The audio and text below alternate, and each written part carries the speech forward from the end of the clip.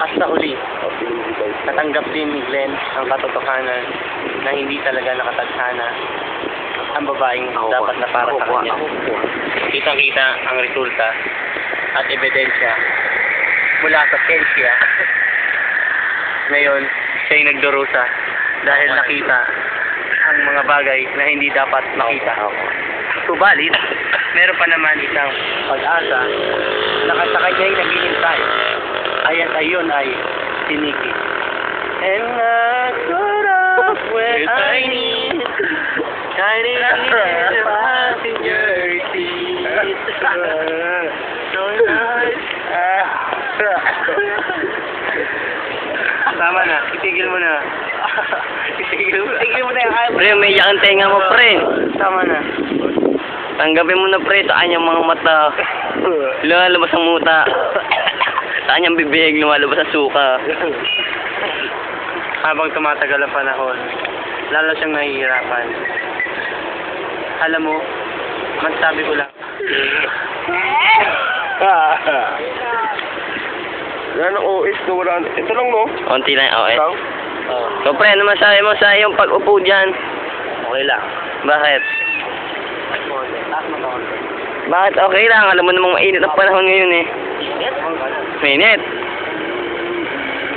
Simpleng dungaw sa tabi-tabi. Konting pag-ibig ang nagagaling Nais ko lang. sa pulma kita. Nalaman mo, walang wagas.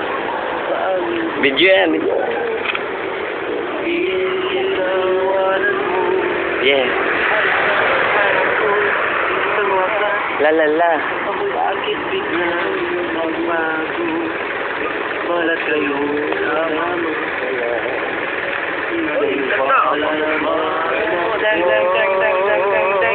Lunes lang tayo'y magkakilala.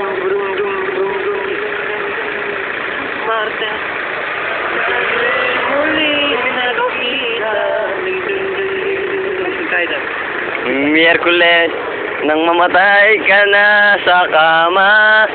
At pagsapit ng Huwebes, may burol na sa inyong tahanan. At saan ka naman pupunta? Init din dyan, eh. Bakit na andyan ka na? Sila ay papalayo na dito. Bakit ka sumusunod sa kanila at hindi ka makamove on?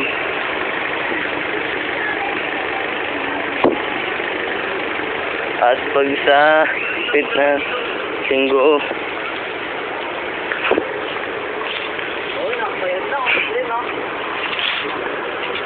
Tama ang tema ko ngayon, ha? Ba't naman?